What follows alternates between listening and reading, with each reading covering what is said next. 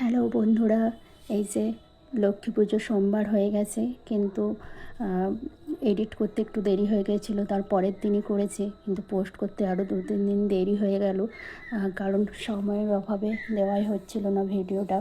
তো আজকে সেটা পোস্ট করলাম। আমি হচ্ছে এইবারে লক্ষ্মী পুজোতে আমার বাবা মায়ের কাছে ছিলাম, কারণ মায়ের শরীরটা ভালো নেই বলে এইবারে লক্ষ্মী পুজোটা আমাকেই করতে হয়েছে, মা করতে পারেনি। আমিও না খেয়ে থাকতে পারি না, কারণ আমার গ্যাস অ্যাসিডিটির প্রবলেম আছে। তাই আমি মাকে বলেছিলাম যে আমি পুজো করব, কিন্তু আমাকে চা বিস্কুট খেতে দিতে হবে।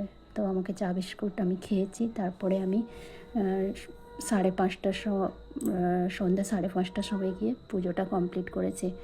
মা বলেছিল যে 11:46-এ যখন পূর্ণিমা ঢুকে যাবে তখনই করে নিতে, কিন্তু তারপরে আবার মা একটু মনে খুঁতখুত করছিল যে আমি প্রতিবারই সন্ধ্যা 6টা 6:30টার সময় করি, আমার এবারে ক্ষমতা নেই বলে। তাই অনেক কিছুই বলেছিল, শুনে আমার খুব খারাপ লাগলো। তো আমি ভাবলাম যে দেখি আমি কতটা কি থাকতে পারি। যখন মনে হবে যে আমারও শরীরটা খারাপ করছে, আমি আর পারছি না, তখনই আমি পুজোটা স্টার্ট করে দেবো। তো ভগবানের ইচ্ছায় আমিও চা বিস্কুট খেয়ে থেকে মোটামুটিভাবে 5:30টার সময় করতে পেরেছি পুজোটা, এবং আমি খুব খুশি হয়েছি। তবে আমার বাবা মা তো খুব চিন্তায় ছিল, কারণ আমার না খেয়ে গ্যাস অ্যাসিডের প্রবলেম হয়ে গেলেই আমার প্রচুর বমি হয়, আর পুরো একদম বিছানা শয্যা হয়ে যায়। ওই জন্য তারা খুব তাড়া দিচ্ছিল যাতে আমি তাড়াতাড়ি পুজোটা করে খেয়ে নিই। এবারে আমি সমস্ত কিছুই ঠাকুরের জিনিসপত্র আমি একা হাতেই করেছি।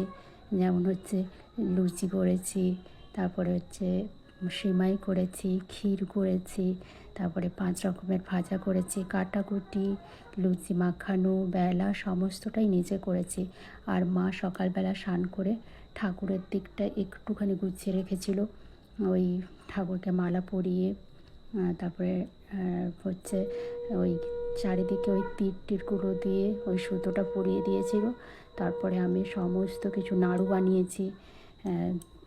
দিয়ে মা যখন 11টা বেজে গেছে, মা বলছে আমি আর থাকতে পারবো না, আমি খেয়ে নিচ্ছি, এবার তুই তোর মতো করে যা করতে পারিস কর। তারপরে পুজোর প্রসাদগুলো রেডি করার পর তারপরে হচ্ছে আলপনা দিয়েছিলাম নিচের মতোই করে। তারপরে আলপনা শেষ করার পর আর তারপরে একটু বসে ছিলাম। তারপরে যখন বিকালবেলা হয়েছে 4টা 4:30, তখন আস্তে আস্তে করে ফলমূলগুলো গুছিয়ে রেখেছিলাম, কারণ জারি 5:30টার সময় পুজো করতে হবে। কারণ আমার বোনকে প্রসাদটা পাঠাতে হবে, বোনের সেদিন ডিউটি ছিল, তাই তাকে 7টার আগে প্রসাদগুলো পৌঁছে দিতে হবে তার বাড়িতে। তো আর আমিও হয়তো আরেকটু থাকলেও থাকতে পারতাম, তবে ওই বোনের জন্য আর একটু 5:30টার দিকে করে দিয়েছিলাম, কারণ 5:30টার সময় এখন খুব সন্ধ্যা হয়ে যায়।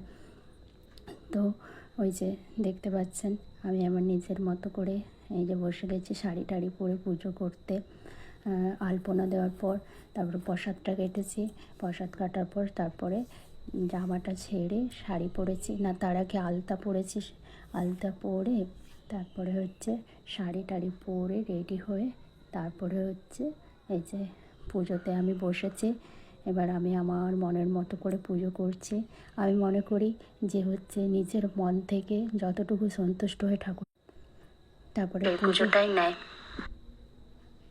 পুজো শেষ করার পর আমি একটু লক্ষ্মী চরিত্র পড়লাম। তারপরে পুজো শেষ করার পর একটু লক্ষ্মী চরিত্র পড়া শেষ করে তারপরে আমার সব শেষে পুজোটা সম্পূর্ণ হলো।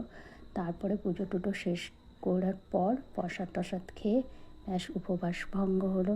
এই ছিল আমার